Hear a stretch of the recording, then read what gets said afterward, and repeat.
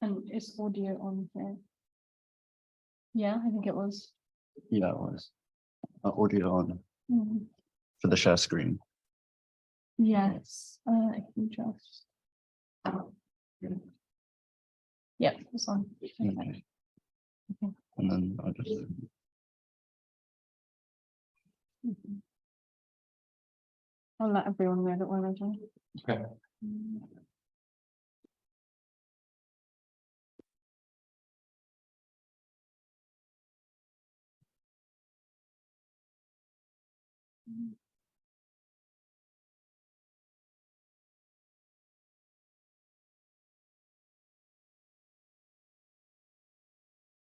So do you want the lights dimmed?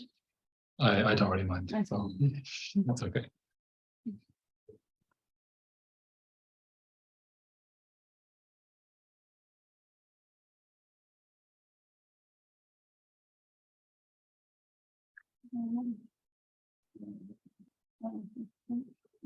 We'll probably just start then.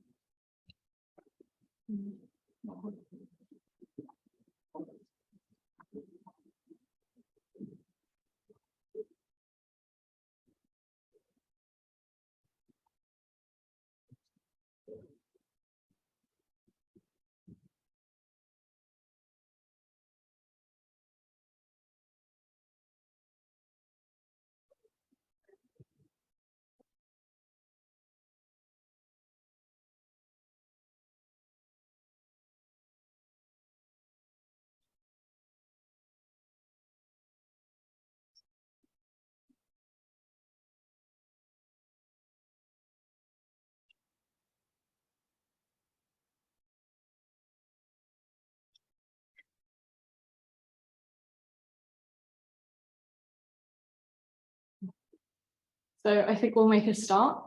Thank you all for coming to the final talk of the year. So I'd just like to say a big thank you to everyone for supporting CPS. And we'll get into the talk, so I'll introduce the speaker. Dr. Carl Frohna grew up in Dublin, Ireland, before attending Trinity College Dublin, where he studied nanoscience. During his time, he grew particularly concerned with the looming threat of climate change and decided to pursue a PhD in materials for renewable energy. He did his PhD with Professor Sam Stranks at the Cavendish Laboratory, University of Cambridge, on microscopy of emerging solar cell materials. Having recently defended his PhD thesis, he is now an EPSRC doctoral prize fellow at the Department of Chemical Engineering and Biotechnology, University of Cambridge, studying solar cells with operandum microscopy. So we'll get into it. Cool. Thank you. Thank you for the very nice introduction. And apologies for the delays. I think if you're relying on a projector, you're going to have a bad time in your life, generally speaking. So as I said, my name is Kyle Frohna. I'm visiting from just a little bit up north in Cambridge. And I'm going to talk to you guys about some of the recent research we've been doing on some materials for next generation solar cells. So at the start of the talk, people only put this at the end. You know, science is a very collaborative thing. And I've had the pleasure to work with a lot of very good scientists and very nice people. So I just wanted to put us at the start, lead with that. Thanks to these guys for being able to do this research. So the talk is going to be structured a little bit, you know, kind of introductory at the start, and then we'll go into some recent work afterwards. So I'm going to give a brief background, a little bit simple into sort of what a semiconductor is, what a solar cell is, how it works, and how we can probe their properties using emission, so light that the sample emits. Then I'll introduce the materials that we're using, which are these metal-halide perovskites, and why they're disordered and why that matters. I'll introduce the sort of multimodal microscopy toolbox that we use, where we kind of have different microscopes that are sensitive to different things. We look at the same area with multiple different microscopes, and we try to understand what we can learn there. I'll talk about nanoscale defects in these materials and why they are detrimental. I'll talk about chemical disorder and how that mitigates the effects of these nanoscale defects in interesting ways. And I'll briefly touch on my latest work on operando microscopy of solar cells. So we're in a chemistry department. I probably don't need to labor the point of bonding in solids, but I just figured I'd start from very basics. You know, if you have one atom and one energy level, it's just very simple. It is what it is. When you bring two atoms together, you will end up with a bonding state and an anti-bonding state. And the electrons will go into the lower energy state if there's space available. And if you kind of just sort of generalize that out to infinity, you get more and more and more states, the more atoms that you add. And when you end up with sort of a three-dimensional solid structure, you have so many states that are all very close together in energy. So you end up with something that looks like a continuous band of energy. So that's what they're called, so bands.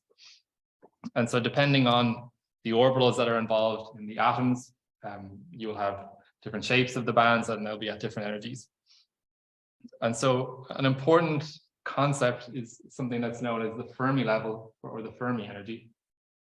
And that's basically, I don't know if you can see the mouse there. Yeah, that's basically at zero temperature, that's the energy at which all the states below it are filled and above it, they're empty. And at finite temperature, it's a sort of energy at which you have a 50-50 probability of finding an occupied state. So all the energy levels below are filled and above are empty. And so the position of the Fermi level is quite important because it actually determines quite a lot about the properties of a material. If the Fermi level cuts right through the middle of a band, it means that there are energetic states that are just slightly above the Fermi energy. It means that you can excite electrons very slightly into those states and they have free states to move around. And so you end up with a metal. But if you have a Fermi level that is in between two bands, what you end up with is basically all of the states in the lower band are filled and basically all of the states in the higher band are empty. And that effectively allows us to modulate these materials in quite interesting ways. We can also dope the semiconductors where we add in a different chemical species, which either has more or less electrons. And so we can basically add more electrons into this upper band and move the Fermi level up. And that produces what's called like an N-type doped semiconductor. Or we can do the opposite. We can add in an element which has deficiency in electrons. We end up with a P-type semiconductor. And so basically, sorry, I'm a little bit sleepy. If we have a material like a semiconductor, which has all these electrons in the lower level, and then a gap, and then electrons in an upper level, we can use something like light to excite the electrons from the lower energy level to the upper energy level. And so that's light absorption in a nutshell. So with some high resolution graphics, watch absorption. Wow. So a photon of light comes in, an electron absorbs that energy, it gets lifted up into a higher energy state, and it leaves behind a hole. So it's like a quasi-particle that's an absence of an electron. And so those are considered positively charged, where there used to be an electron. And so the opposite process is called recombination. So that's when your electron has had enough of being up in an excited state and wants to come back down, and then emits a photon of energy back out. And so a question for you guys, and so feel free to shout out, is if a semiconductor can absorb light, I guess I should, before we get here, I'll just say, once it's in the excited state, if we're thinking forward into our solar cell, we want to be able to collect that electron at a higher energy state so that we can extract the energy. And so in some sense, recombination is a process that we don't really want, certainly in a solar cell. And so the question to you guys is, it's kind of spoiled a bit, but is recombination unavoidable in a semiconductor, or could we stop it? What do you guys think? What's your intuition? Anybody want to shout out? No. Okay, no one knows. And so basically, this kind of comes from Enrico Fermi, kind of did some very heavy quantum mechanics, which I'm not going to drag you guys through.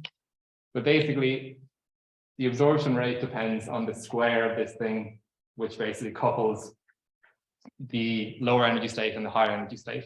So when you absorb light, P is like the dipole moment operator of light, and it basically says we can couple these two states together and excite the thing. But if you can couple them in one way, you can basically couple them in the other way. So if you want the semiconductor to be able to absorb light, it's unavoidable that the opposite is also true. And so that sort of radiative recombination process where the electron falls back down and emits light is unavoidable. And that's sort of a limitation on how good we can make our solar cells. And so the next concept I wanted to briefly touch on is what's called the quasi-Fermi level. So I told you basically that in a semiconductor, you have a Fermi level that is in the middle of the band gap. And so if you come in again with really high resolution graphics, and you basically shine a bunch of light on your sample continuously, you'll basically end up with a steady state population of electrons that are in the excited state and holes that are sort of left behind in the ground state. And so if you remember, I told you that the Fermi level is kind of this concept of the state or the probability of finding a state that's empty or filled. And so as you shine more and more light on this material and you have more and more electrons, you can basically think of the Fermi level or quasi-Fermi level of this electron population increasing. And similarly, you're basically depleting this lower energy state of electrons. And so you can think of the Fermi level of this population sort of decreasing.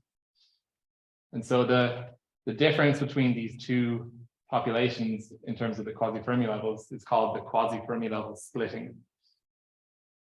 And basically, because we now have these two populations of electrons at different potential energies, populations with different potentials can do work.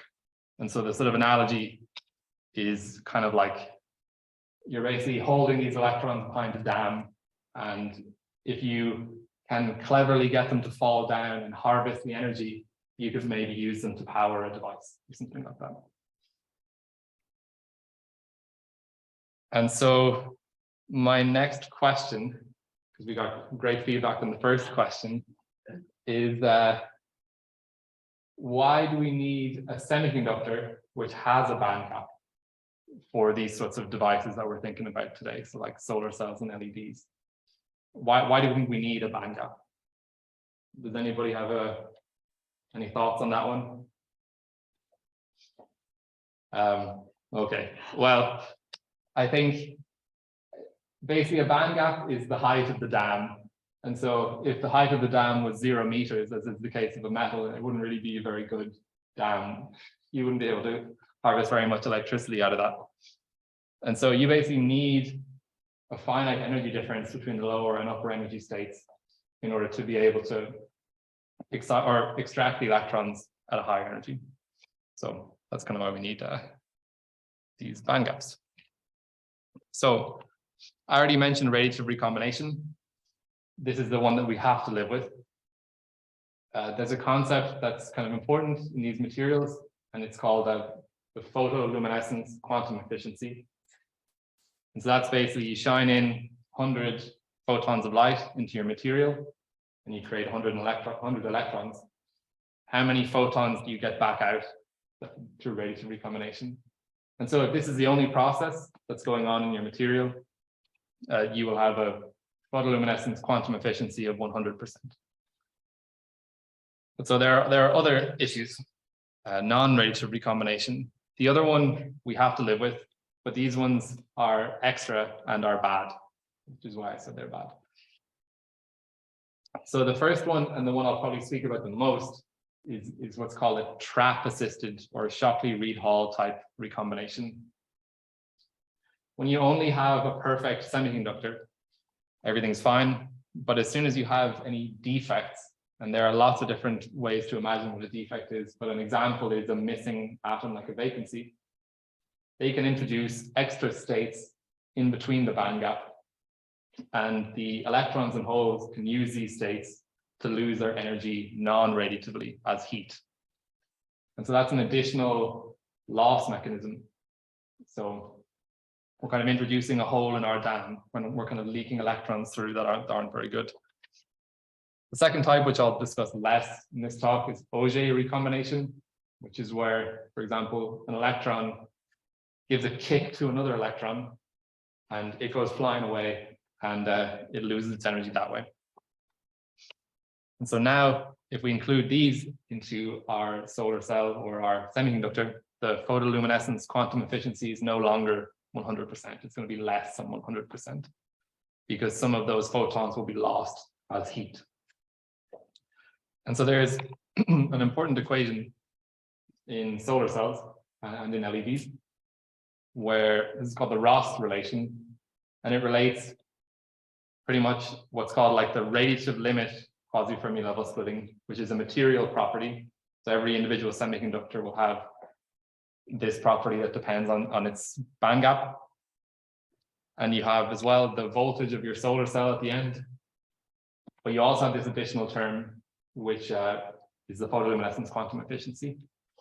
So every certainly electron that you lose non-radiatively negatively impacts your voltage of your solar cell. And so our job as sort of chemists, material scientists, whatever, is to try to eliminate as many of these problematic defects as possible in order to boost the photoluminescence quantum efficiency, to boost the voltage, if that makes sense. So now we've learned a little bit about semiconductors. Now we want to talk about solar cells. So we can't just take a lump of semiconductor and make it a solar cell. And the reason for that is to do with, like, what I'm saying here is directionality. If you shine light on your semiconductor and the electrons can move around, they'll move in effectively all directions. And so the net current that will come from your semiconductor is zero. There's no directionality. In all of our devices, we typically have current flowing in one way or alternating the sine wave. But the point is that we need all the electrons to flow in a particular direction, and that requires some engineering. So the classic way to do this is with something called a PN junction. So what I have here is, this is classic in, for example, in silicon, where you have a p-doped piece of silicon. That means there's like a deficiency of electrons or an excess of holes in this material. And next to it, you have an N-type silicon. So you have sort of an excess of electrons. And what you do is you smack them together. And what happens is basically all the excess electrons at this interface will flow and fill up the holes at the interface. And what you'll have left behind is the positively or negatively charged ions that you use to dope the material. And so these will eventually start to create an electric field as more and more electrons and holes recombine. And in the end, you end up with this situation where if an electron is absorbed here, it will kind of flow in a random direction, as we said. But if it's absorbed anywhere near this junction, what will happen is the electrons will be swept to the right-hand side and the holes will be swept to the left-hand side. And so with a junction like this, we're basically able to extract meaningful current. And so now we have sort of voltage that we've produced from these quasi-Fermi levels, and we now have current because of this junction. And so putting the two together, voltage times current is power. And so we can extract some power. An alternative way to do this, is using what's called a heterojunction, where rather than having the same material that's been doped in different ways, you could also have an absorber layer and two contact layers. And you basically choose the energy levels of all the different materials such that it ends up producing the same effect. And so those are actually the sort of solar cells I'll be talking about today. And one last point I wanted to make is the notion that for a solar cell, you're basically shining in light and extracting electricity. If you reverse that process and basically pump in electricity and get out light, that's just a light emitting diode or an LED. And so in the kind of idealized limit, a perfect solar cell is also a perfect LED. And so if you run your solar cells the opposite way, you can actually get them to emit light. And that actually gives you some pretty powerful information about how they work. So now we're on to a little bit more towards my research. These are metal halide perovskites. The reason that we're kind of researching new types of solar cell materials is pretty much because silicon solar cells are very good and they're dropping in cost at an amazing rate. So much so that now the cost to buy and install a solar panel, the actual silicon itself is only about 50% of the cost. And all the other things that are associated with installing a solar panel, like labor and an inverter to turn DC power into AC power, they also make up about 50% of the cost. And that's not really changing very much in a nutshell. So the way around that is basically to make every solar panel more efficient, such that for a given power need, you need to install less solar panels. So that's kind of the economics of the whole thing. And so metal halide perovskites are a good candidate to make cheaper and more efficient solar panels. So this is the kind of classic science picture. You know, science isn't actually done like this. We don't kind of hold pieces of material up to the sun like that all the time, but there you go. So they're thin film type devices. The perovskite is normally about 500 nanometers thick, compared to a kind of a silicon solar cell, which will be about 150 microns thick, so quite a lot thicker. And this is a plot of the kind of best research cell performance as a function of time. They've kind of reached about 25–26% efficiency, and they've done so kind of at a rate that surpasses any previous technology before. So they're really improving remarkably quickly. And this is in spite of the fact that they're processed from a solution. So conventional silicon technologies, they require pretty much single crystal silicon or nearabouts. And so you need very high temperatures to about 1400 degrees Celsius to kind of make these very nice silicon single crystals. Whereas in quite a rough and ready way, we can kind of dissolve a couple of chemicals in a solvent and print it out, you know, like a newspaper, or evaporate it in a thermal evaporator, and we can produce similar performance. So this is the perovskite structure, and you can kind of choose which individual elements you want in each of the crystallographic sites. And depending on which you choose, one of the things that you can tune very readily is the band gap of the material. So I kind of mentioned to you before that the band gap was this concept in the semiconductor. And so depending on which application you want, changing the band gap is actually a very useful thing to be able to do. Additionally, people have made nanocrystals with them.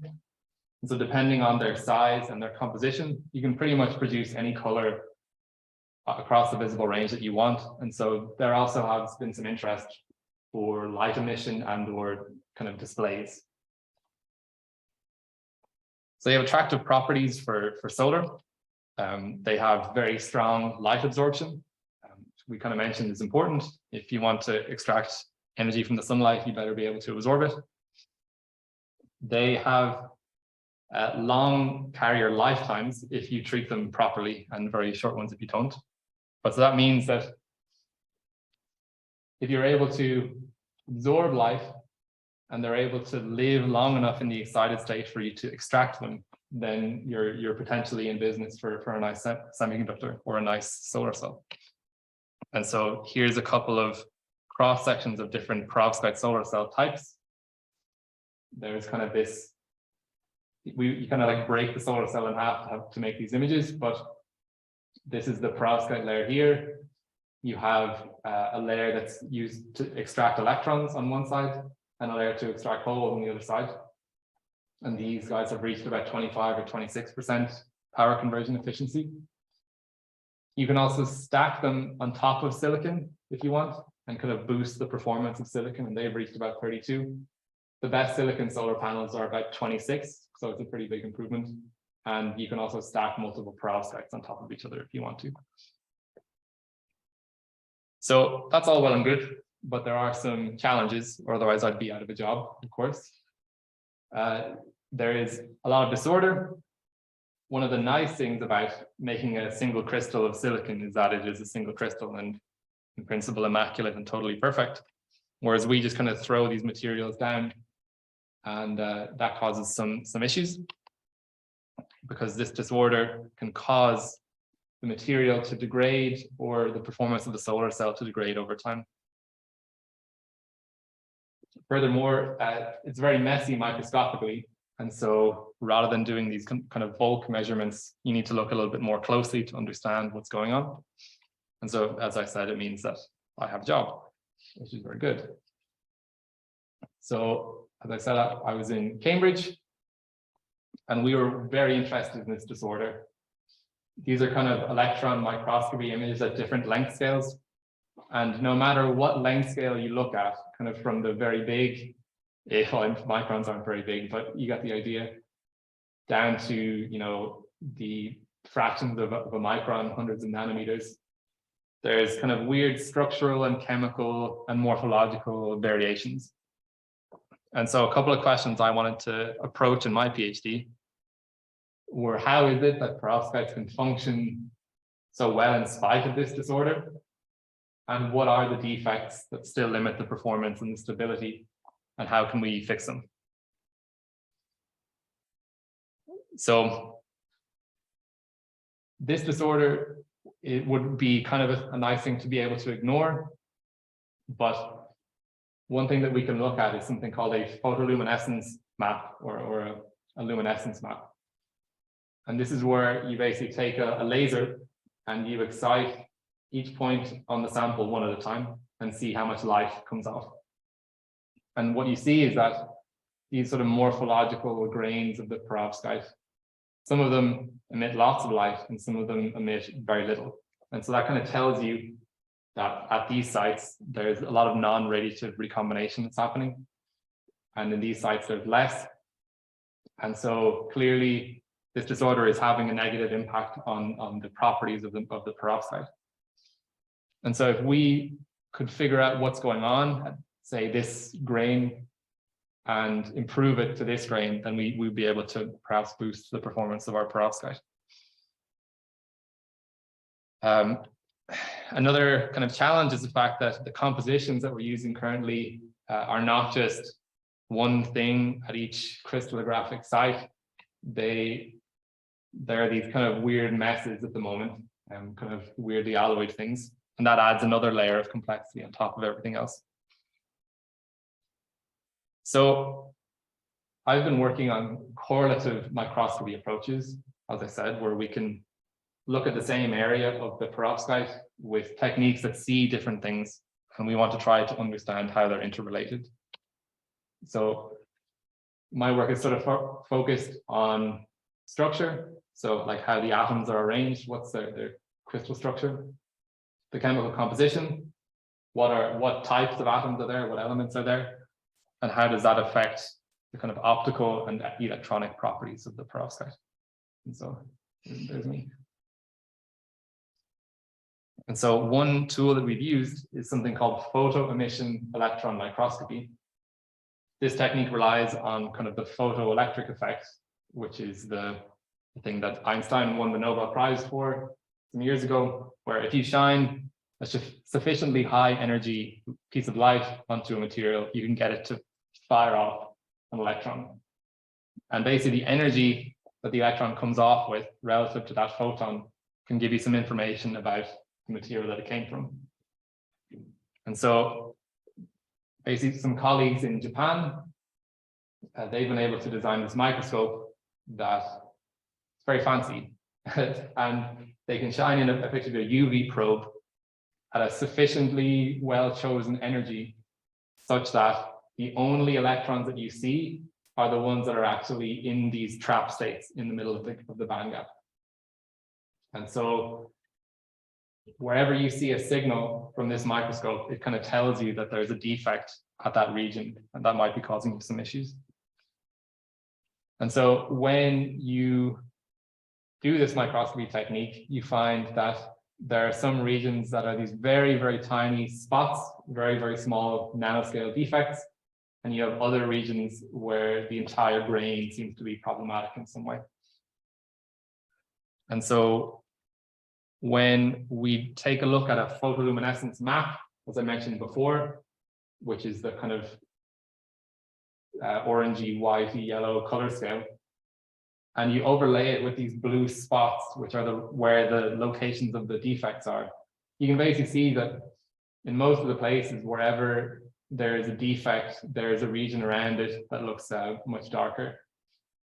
And so kind of wherever you look, there's a pretty strong anti-correlation between these defect sites and the photoluminescence.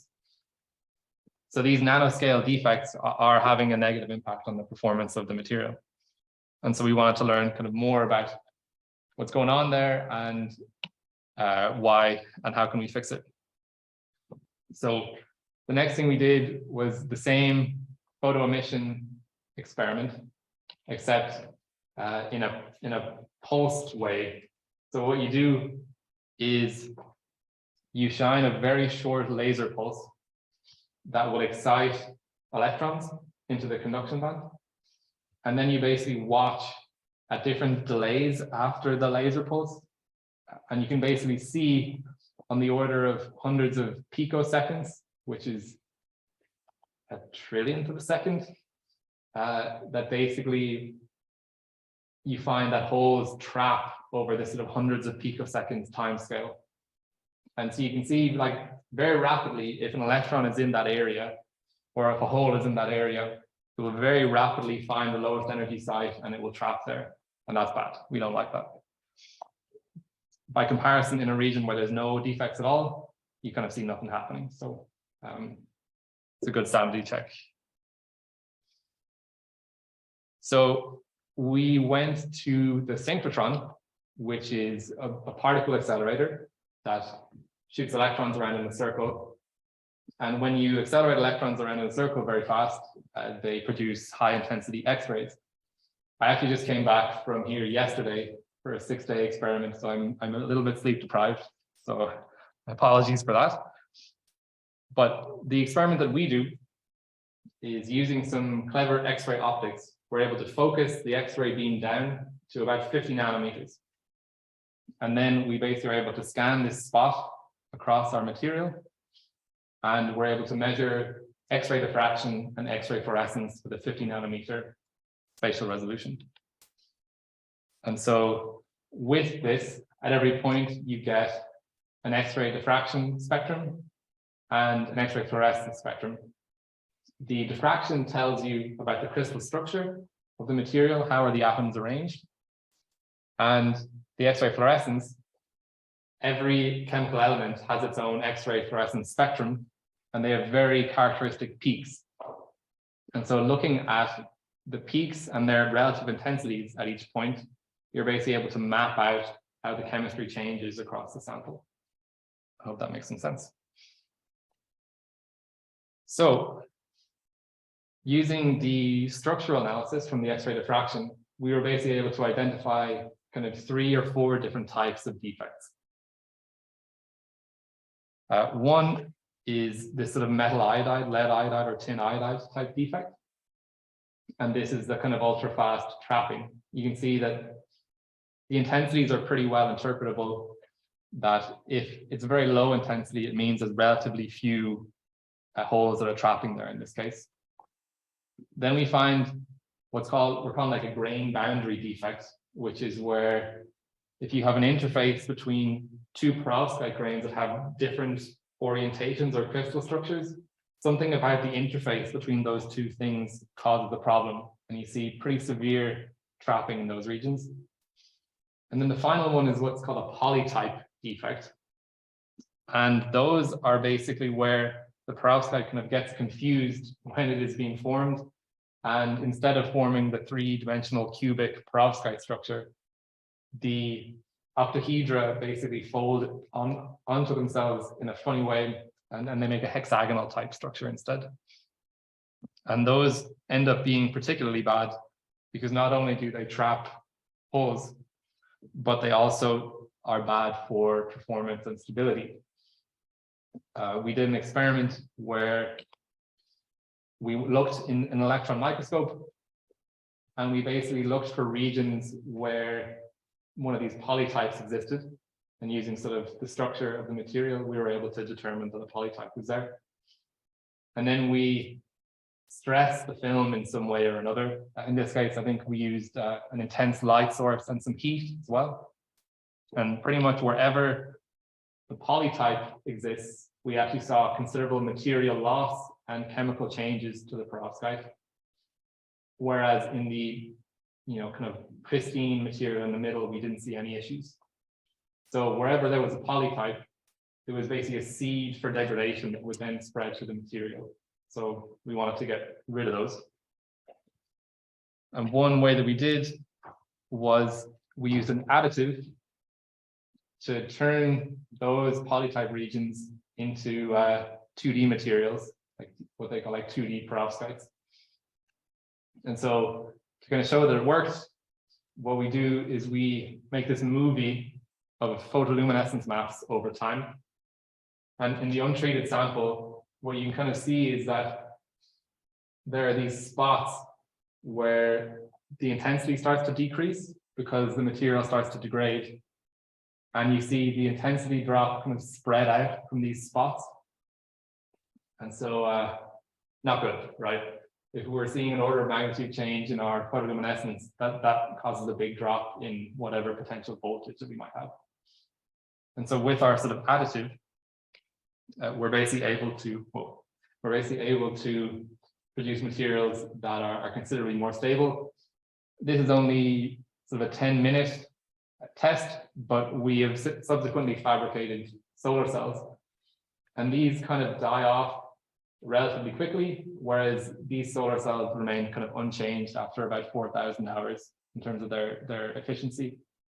And the only reason that we stopped was because we were hogging the experimental kit for 4,000 hours, and people don't like that very much. So that's pretty cool. So it's kind of a way that some of our nanoscale information can kind of educate us about how to improve the performance and stability of the solar cell. And so the kind of second question that I mentioned was the fact that despite all this kind of messiness on the microscopic length scales, the devices are still pretty good. They have issues with stability for sure, which you kind of saw, but they're pretty good. And so that kind of led us to ask the question, were perovskites kind of defect tolerant? And so you can see here kind of the traditional semiconductors, silicon, CAD-TEL, gallium arsenide, and they're being very mean to defects. But the perovskites seem to be much nicer to defects, comparatively speaking. It seems like perovskites have kind of a defect density that's about 7 orders of magnitude higher than silicon. And, if a silicon solar cell had that level of defects, it would be as good at producing electricity as a piece of glass, which is not very good. And so, yeah, it was kind of confusing, and we wanted to figure out what was going on with that. So I worked a lot on what's called wide field hyperspectral microscopy. This is basically a technique, let's go through this, that allows you to extract the emission spectrum of the material at every point. So you can kind of see as that probe moves along, you can see the photoluminescence spectrum of the material. And you can also measure the reflection, transmission, and absorption spectrum at each point of the material too. So there's a lot of information that you can gain. But crucially, if you recall from some slides ago about the quasi-Fermi level splitting, you can actually fit these spectra with a particular equation called the generalized Planck's law, and you can extract a bunch of key information, including the quasi-Fermi level splitting, the photoluminescence quantum efficiency, and something called the Urbach energy, which is kind of an energetic metric of disorder in the perovskite. And so these are some fittings, we can ignore those. The first thing that we did was we did some kind of self correlations or auto correlations with different things that we can extract. We did a map of the photoluminescence quantum efficiency of the perovskite. And we also did a map of the Urbach energy, which is a measure of disorder. And we did these kind of statistical correlations between the two.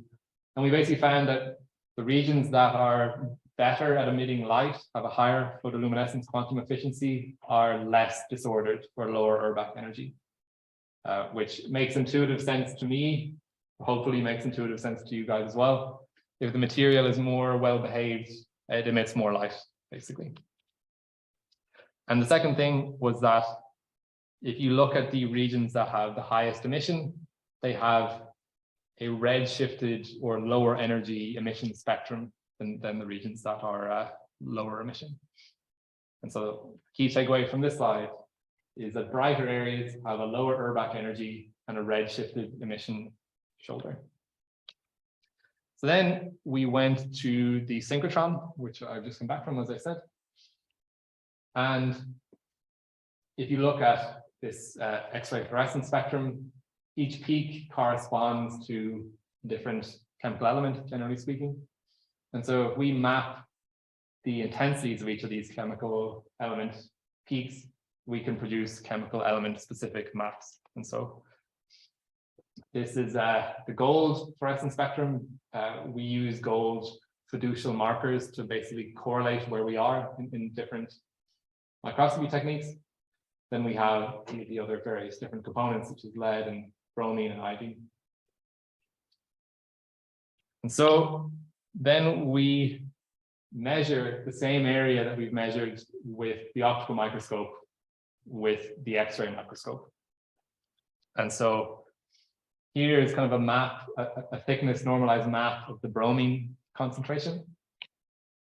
And if you look at the regions that are the highest in bromine and you overlay them on a map of the Urbach energy, which is the disorder of the material, you basically see that the highest bromine regions overlap spatially very well with the lowest disorder regions. And kind of conversely, the opposite is true. If you look at the regions that are the lowest in bromine, they are the most disordered. And so that was kind of interesting, where we basically said to ourselves, okay, something about the chemical composition is causing disorder in the material. The reason that right now, like, nothing about this seems paradoxical if you're not in the perovskite field, but I basically said to you that in the previous slide, the most high emission regions have a red shifted spectrum. But the issue is, for the perovskite, bromine typically increases the band gap of the material, which should increase the energy of emission or blue shift the spectrum. So something kind of strange and unusual is going on in these materials. So we turn to another technique. Ignore this is kind of an overwhelmingly complicated diagram, but we turn to something called transient absorption microscopy. It's a technique which involves some very fast pulsed lasers. You can basically track the excited population of electrons spatially and energetically over very fast timescales. So you can basically see how they move around. Do they recombine? Do they diffuse spatially? Or do they find lower energy regions, for example? The takeaway, and this is a slightly overwhelming figure, so I apologize for that, where we basically looked at the same spot with photoluminescence microscopy, X-ray microscopy, and transient absorption microscopy. And it was a very obnoxious experiment to do, to overlay all the data. But so you can see here, this is sort of a line. The blue is the photoluminescence signal, and the black is the bromine signal. And looking at these two regions, one where there's a higher bromine content and one where there's a lower bromine content, we then did transient absorption microscopy of this region. And so what you see is at, the initial times, the region that's bromine rich actually starts, the electrons start at a higher energy, which is what you would expect from a bromine rich area. but very rapidly over hundreds of picoseconds, they actually sort of reduce in energy very quickly. And so what you're basically seeing here is the electrons and holes are kind of looking around. And if there are any areas that are close by to them that are lower in energy, they will actually move there. It's kind of like, a ball on a hill. If there is a bit of a gradient, the ball will roll down the hill. And so they kind of very efficiently find the lowest energy site. By comparison, the bromine poor areas starts at a lower energy, as you would expect, and it just kind of stays there. Nothing really changes. And so the kind of takeaway here is that even though the kind of bulk of the grain is bromine rich, embedded within the grain are nanoscale features that are lower in energy. And so there's now like an energetic gradient or funnel that pulls the electrons and holes down into the lowest energy sites. And these sites appear to have a lower disorder and a higher quantum efficiency, so less defects than the surroundings. So kind of serendipitously, what's happened is the chemical disorder has caused these funnels or gradients to form that luckily kind of pull electrons away from the bad defects and kind of keeps them safe so that they are able to radiatively recombine without the issues of defects. And so this is a case where one type of disorder, which is the kind of trap states negative disorder, is being mitigated by chemical disorder, which is very unusual. And so that's kind of schematically what I've shown here, like black holes, but they're not like that. But so, yeah, the bromine rich regions have these lower energy sites that the electrons find pretty efficiently. And in the regions where there is no such energy funnel, there is no kind of energetic gradient to move electrons away from those sites. And so they're extra affected.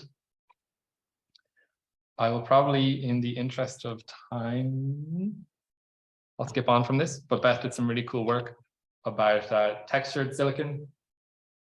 Textured silicon is useful because it increases the path length that light travels through the silicon. When light comes in here with Snell's law, it'll bend in this way, and then it'll take a sort of diagonal path through the silicon, so it's more likely to be absorbed. But she basically found that the textured silicon, if you make the perovskite on it, it affects the properties in a very weird way. But I'll move on.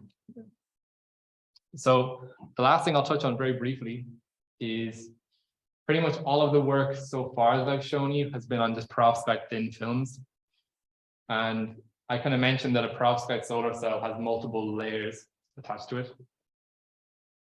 And the reason that we want to study full devices and not just the individual thin film is pretty much, this is a map or plot of the quasi-Fermi level splitting. If you just have the bare perovskite, the quasi-Fermi level splitting is some number. And if you add any contact layer, it dramatically reduces the quasi-Fermi level splitting. So all the contacts add additional defects and disorder that need to be properly understood. The kind of similar to my dam analogy that they use in the field a bit is this bucket of water analogy, where you're flowing water into the bucket at a constant rate, and that's kind of the electrons that you're generating from the sunlight. And every loss mechanism punches a hole in your bucket, so you'll only ever be able to get a certain level of water in your bucket. And so yeah, if you want to understand what's going on, you'd want to understand what's causing the holes in your bucket, which is, yeah, I study buckets. And so the current direction that we're looking at is something called operando photoluminescence mapping, where you actually operate the solar cell under your microscope. And so now, rather than just getting the photoluminescence spectrum, we're also able to get this thing called the current voltage curve of the device. The current voltage curve is kind of like the absolute bread and butter of the solar cell field in some sense. What you basically do is you put a solar cell under some sunlight or a sunlight, kind of what am I saying? Like a lamp that approximates the spectrum of sunlight. And what you do is you change the voltage that you put across your solar cell and you measure the current that comes out. And you'll get a curve that looks like this. And so the voltage will tell you what fraction of charge carriers you're losing non-radiatively. Remember I mentioned before that the photoluminescence quantum efficiency will negatively impact your voltage. So that voltage will like immediately tell you that you have some losses one way or another. At the other end, this value at 0 volts, the current density, will tell you what fraction of the sunlight you're absorbing and are collecting. And then in the middle, this intermediate bit will kind of tell you about kind of transport losses. So how efficiently are charge carriers or electrons or holes, are they able to move through your solar cell? It can also tell you about any resistance issues you might have with your solar cell. There's kind of two main ones that they talk about. One is series resistance. So if some element of your solar cell isn't very conductive, whether it's your perovskite or any of the contact layers, that will add a series resistance to your circuit, which will kind of drop the voltage, or I guess the current for a given voltage. And conversely, the shunt resistance, if your perovskite is shunted, it means the two contacts are touching each other. And so electricity has a way to flow that bypasses the perovskite altogether. And so they have quite distinctive shapes that they impact the current voltage curve. And so using the values and the shape of the current voltage curve, it can actually tell you a lot about what's going wrong or right with your solar cell. So I'll skip through this very quickly. If you have a solar cell that's at open circuit voltage, it means in theory, all of the electrons and holes that you're creating with light are staying in the perovskite. And then some fraction of them will radiatively recombine. So you have the maximum photoluminescence. At short circuit, where in theory, all of your electrons are being extracted into the external circuit, you will have a drop in your photoluminescence because they will no longer be recombining in your perovskite. And if you work through the maths, it turns out that the photoluminescence signal scales in exactly the same way as the current does. And so you can basically use photoluminescence, which is the one on the top, to reconstruct the current voltage curve in the bottom. This is some work from Martin Schulterfott and friends in Germany. And so if you do this microscopically, you can in principle extract a current voltage curve at every point of your device. And so this is kind of what it looks like, average there, where we start off at open circuit, and then we reduce the voltage across the solar cell and begin to extract charge carriers. And as you reduce the voltage, you can see the intensity across the image decreases. And so what we're able to do is we're able to look at every point on that material, do a bit of mathematical messing around, and produce a current voltage curve at every point. So there's a few current voltage curves from a particular perovskite solar cell. This is an interesting case where, in theory, that bright region, we would have naively thought at the start of the talk that the region that's emitting the most light is actually the best. But it looks like in this case, it seems to be contacted very poorly by the charge extraction layers. And that might actually be why it's brighter than the surroundings. And so you can see for this current voltage curve, when it passes across this nominally bright region, the actual current drops. And so even though it looks like it should be the best, it's actually the worst. And so this is kind of, I guess, demonstrating a little bit the utility of the technique. So we operated some solar cells in a kind of very aggressive way using heat and light.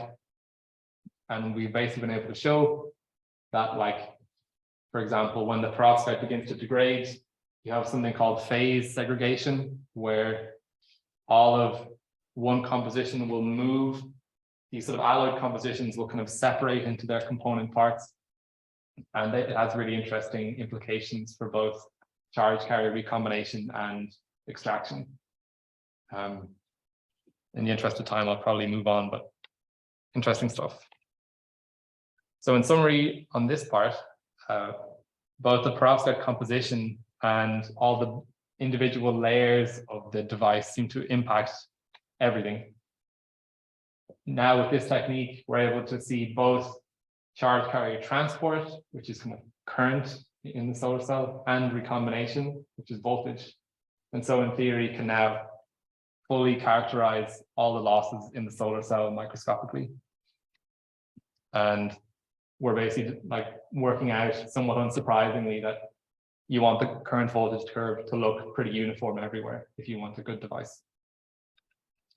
So here's some GIFs. Overall conclusions: perovskites are messy and highly disordered. They have some trap states which negatively affect their performance, but they also have a weird and wonderful chemical landscape which seems to mitigate that effect to some degree. And the current frontier of the research is transport losses, which is what we're working on now. So with that, I'll thank all these people again, and thank you guys for your attention. So thanks for listening.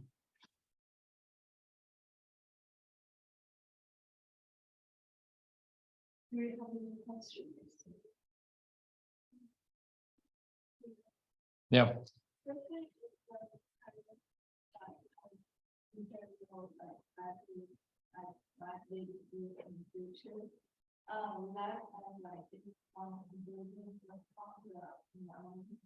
Yes. Yeah, absolutely. I think any technology that includes a heavy metal needs to be very, very carefully approached. Yeah, like how like prevent, for example,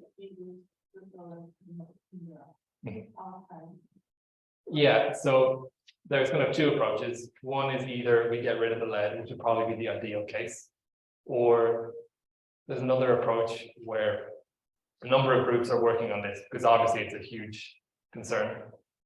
And they've basically been able to include this kind of buffer layer in the solar cell stack. It contains all of these like highly chelating ligands. And what they've been able to show is that if you kind of smash your solar cell and throw it into water, or, you know, like as bad a situation as there could ever be, the buffer layer basically absorbs all of the lead and holds onto it in the solar cell. So I think they've been able to show, I think below whatever their very low detection limit was in the water that they had their solar cell in, that it didn't seem to leach out. So that's very promising, but I agree with you. I think if we could avoid that altogether, that would probably be the best, but that's potentially a workaround. So a very good question.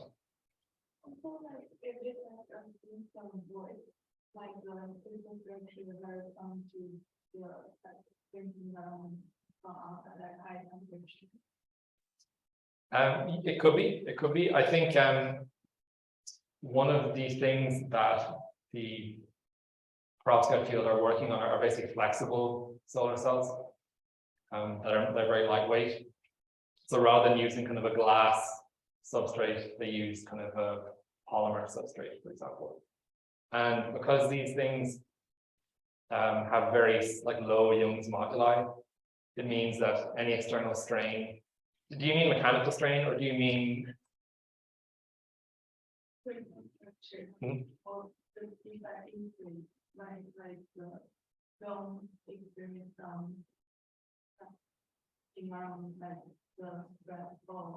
Right. Yeah, totally.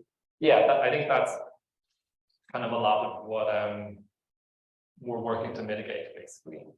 For example, some of those photoluminescence maps that we showed, where you kind of see the degradation over time. Those kind of mimic how it would be operating in the field in a nutshell. So things like heat, cold, light, dark.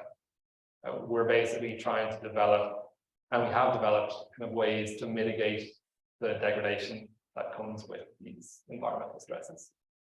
And so we've kind of been able to demonstrate devices that have extrapolated lifetimes on the order of years, but silicon is really phenomenally good. Those solar panels are warranted to last for 20, 30 years. And I don't think there's anything in the world that's warranted to last for 20, 30 years apart from those. So it's an extraordinarily high barrier. And so we need to make these ones really good if we want to be competitive. So that's something we're working on. You're welcome. What kind of cost reduction are you talking about compared to maybe silicon cells? You can do like per square meter or something like that, just some indication. I don't think I have a really good figure on the top of my head. I know that, so there's something called like the learning rate of any material or any kind of, what am I saying? Whether it's a device or whatever, as you increase the manufacturing capabilities in terms of the amount that you produce in a given year, you reduce the cost. It's kind of a scaling thing. And so I know that perovskites at much lower volumes are much less expensive than silicon. Silicon only becomes really competitive when you have these massive solar panels or solar panel plants. And so we've done a little bit of work with, or some colleagues of mine have done a bit of work with, I think Bahia University in Ethiopia.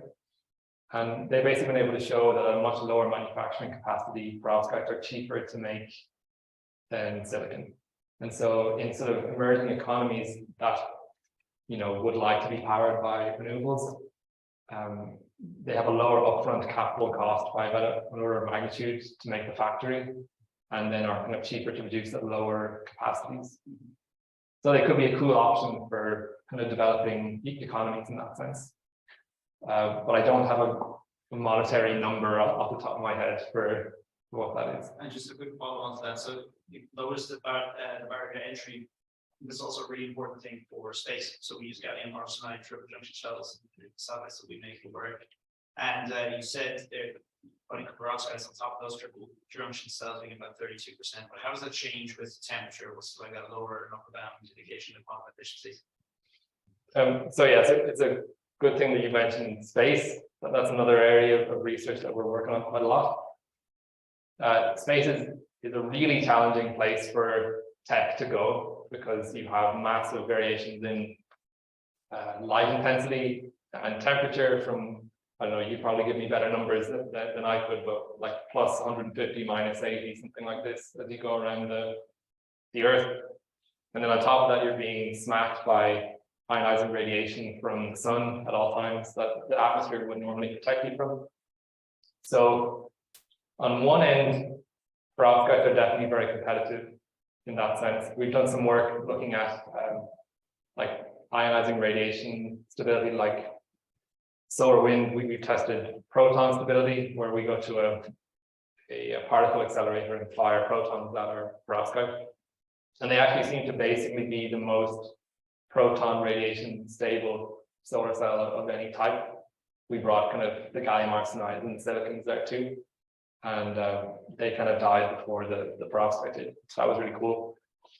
But the temperature changes are really extraordinarily high. And I think that's very challenging. And so I don't think people have shown more moderate temperature, like Earth temperature cycling, where they go from like plus 60 to minus 40 many, many times. And they've been able to show that it passes like industrial tests. But I'm not sure anybody's shown the 150 to minus 100 or whatever it is has been demonstrated yet. So that's hard, basically. Perovskites being so much thinner and lighter than gallium arsenide, well, particularly than silicon, is also good for your your low-cost satellites. Not necessarily so much so for your massive James Webb Space Telescope or whatever, because they have billions to burn and can buy whatever they want. But I think the triple junctions are something like $50,000 per square meter, which is like an order, if not 2 orders of magnitude more expensive than silicon, for example. So you wouldn't want to be powering your house with them. Perovskites could be good for space, but they also might not be. I don't know yet. But yeah, very good question. Also, you mentioned like you can use like outside. The electric delivery is like in this or is done some like deposition. Could you repeat that one more time? Sorry, I didn't catch it. You mentioned that you can make the transform variable into like size. So that literally means you can change it anywhere or you need to build some deposition. Well, I mean, you could paint it anywhere, realistically. As we mentioned about like the heavy metals, I wouldn't necessarily recommend it. But yeah, in principle, you could, you know, like there are certain solvent systems that have a very low evaporation temperature. And so, yeah, they've literally shown that you can basically take a substrate and like just paint it onto the glass substrate and it will kind of crystallize in real time where your paintbrush was, so to speak. But I think where they could be interesting in that regard is for either colored solar cells, where you change the band gap and reduce their efficiency, but for aesthetic purposes, like incorporation into windows of buildings. So you don't necessarily want your window to be black, right? You want to be able to see out of it. So you can change it in such a way that it ends up being kind of an orange or even transparent. And then it'll be progressively worse as a solar cell, but that can be interesting. And then the other one is using those colored perovskites in like displays. So using them for the red, green, and blue components in a display. But yeah, so right now I wouldn't recommend them for painting or similar, but there are other things that you can use it for.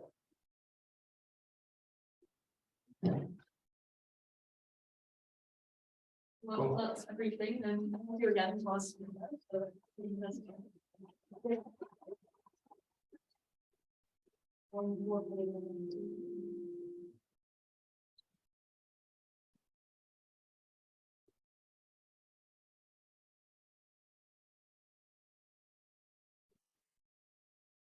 Thank you so much.